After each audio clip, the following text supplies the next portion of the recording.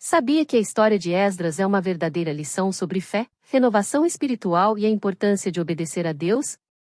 No vídeo de hoje, vamos mergulhar nesse incrível retorno do povo de Israel do cativeiro babilônico e como eles reconstruíram o Templo de Jerusalém, além de aprender com Esdras a importância do arrependimento e da pureza religiosa.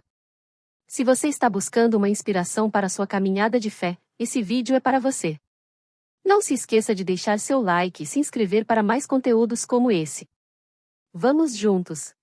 O livro de Esdras começa com um momento de grande significado para o povo de Israel, o retorno do exílio babilônico, o qual foi uma experiência de sofrimento, mas também de aprendizado e reflexão para os judeus. Após muitos anos de cativeiro, o povo de Israel finalmente recebe a promessa do retorno à sua terra natal. Esta restauração foi profetizada por Jeremias, que anunciou que o povo de Israel permaneceria em cativeiro na Babilônia por 70 anos. Quando o tempo determinado por Deus chegou ao fim, o rei Ciro da Pérsia, movido pelo Senhor, emitiu um decreto que permitia que os judeus retornassem a Jerusalém para reconstruir o templo, o que significava a renovação do culto e da adoração verdadeira a Deus. O decreto de Ciro foi um ato divino, uma resposta concreta à oração e ao arrependimento do povo de Israel, que havia sido exilado devido ao seu pecado e idolatria. O rei Ciro não apenas permitiu o retorno, mas também forneceu recursos valiosos para a reconstrução do templo, como ouro, prata e utensílios sagrados que haviam sido roubados pelos babilônios. Esse gesto foi um claro cumprimento da profecia de Isaías, que havia antecipado que um rei persa, chamado Ciro, seria um instrumento de Deus para restaurar o povo de Israel. O próprio Ciro reconheceu que era Deus quem o havia capacitado para executar esse plano, Esdras 1 hora e 2 minutos. Isso mostra a soberania de Deus, que usa até governantes pagãos para cumprir seus propósitos. O retorno dos judeus à sua terra não foi apenas uma volta física, mas também uma volta espiritual. A reconstrução do templo, em particular, era essencial para o restabelecimento do culto a Deus, pois o templo era o lugar onde os sacrifícios e a adoração eram realizados. O desejo de restaurar o templo refletia o desejo profundo do povo de renovar seu compromisso com Deus, e isso se tornaria o centro da identidade nacional e religiosa de Israel. O início desse processo começou com o líder Zorobabel, da linhagem de Davi, que foi o responsável por liderar o primeiro grupo de judeus de volta a Jerusalém. Juntamente com ele, muitos sacerdotes, levitas e outros, motivados pela fé e pela esperança, se uniram para dar início à tarefa monumental de reconstruir o templo. Esdras nos relata que o número total de pessoas que retornaram foi significativo: 42.360 judeus, incluindo 7.337 servos e 200 cantores e cantoras. Esse censo detalhado que Esdras faz não é apenas uma simples contagem, mas um registro da fidelidade de Deus em manter sua promessa de preservação e restauração do povo.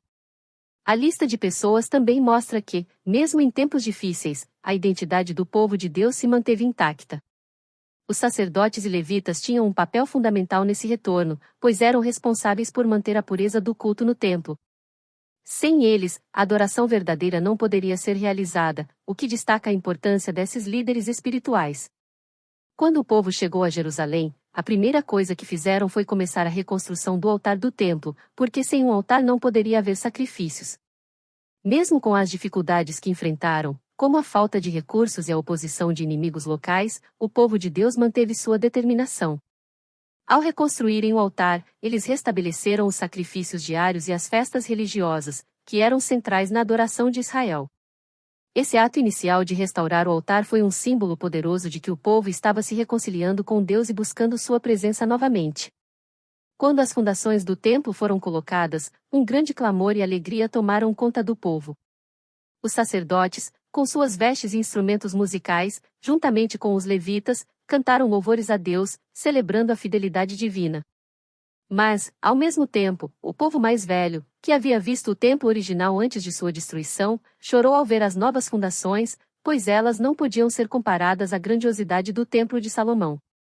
Isso gerou uma mistura de sentimentos no povo, alegria pela restauração, mas também tristeza pela perda do templo anterior. Contudo, apesar das dificuldades que surgiram durante a reconstrução, o trabalho não parou. O povo enfrentou oposição feroz de inimigos locais, como os samaritanos e outros povos vizinhos, que se opunham à reconstrução do templo. Esses inimigos não apenas tentaram desmotivar os judeus com ameaças, mas também escreveram cartas ao rei da Pérsia, acusando os judeus de estarem tentando reconstruir a cidade para se rebelarem contra o Império Persa. Como resultado, o trabalho foi interrompido por um período, e o templo ficou inacabado. Esse período de pausa foi difícil para o povo, mas, no entanto, Deus não deixou seus planos falharem. A mão de Deus estava sobre eles, e o Senhor, através de seus profetas, como Ageu e Zacarias, os encorajou a continuar a obra.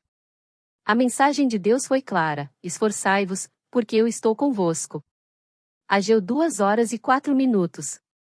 Quando o rei Dário ascendeu ao trono da Pérsia, ele foi informado da situação da reconstrução do templo, e, após uma investigação nos arquivos reais, Dário confirmou o decreto de Ciro e autorizou a continuação da obra.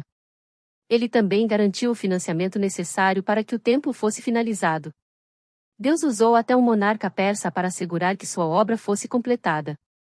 Isso é uma demonstração da soberania de Deus sobre todos os reinos e governos da terra, que, embora sejam inconstantes, não podem impedir a realização dos seus planos. Com a autorização de Dário, a construção do templo foi retomada e, finalmente, completada no 3º dia do mês de Adar, no 6º ano do reinado de Dário, Esdras 6 horas e 15 minutos. O templo foi dedicado com grande alegria, e o povo de Israel celebrou a festa da Páscoa, um evento importante para lembrar a libertação de Deus durante o êxodo do Egito, e agora, de uma maneira simbólica, também a libertação do exílio babilônico. O retorno do exílio e a reconstrução do templo não eram apenas um evento histórico, mas um ato de renovação espiritual e de restauração da identidade do povo de Israel. A vinda de Esdras a Jerusalém foi um momento crucial para a vida espiritual de Israel. Esdras, um escriba e sacerdote dedicado à lei de Deus, foi convocado pelo rei Artaxerxes para levar de volta a Jerusalém um grupo de exilados com a missão de ensinar e aplicar a lei de Deus. Esdras sabia que a verdadeira restauração do povo não seria alcançada apenas pela construção física do templo, mas, sobretudo, pela restauração espiritual, que só poderia ser realizada através do ensino da palavra de Deus. Ao chegar a Jerusalém, Esdras observou que muitos judeus haviam se casado com mulheres estrangeiras, o que era uma violação direta da lei de Deus, que proibia essa prática para evitar a contaminação espiritual com práticas idólatras. Esse pecado era grave, pois afetava a pureza do povo de Israel, que tinha sido chamado para ser uma nação santa. Esdras, ao ver o pecado do povo, se prostrou diante de Deus em oração, lamentando o estado espiritual de Israel. Ele orou intensamente, confessando os pecados do povo e pedindo a misericórdia de Deus. O arrependimento do povo foi sincero, e muitos se reuniram em torno de Esdras para confessar seus pecados e se comprometer a corrigir suas ações. A separação das mulheres estrangeiras foi um passo radical, mas necessário, para restaurar a pureza religiosa de Israel. A resposta do povo a Esdras foi um exemplo de arrependimento genuíno e de um desejo de retornar à obediência total à lei de Deus.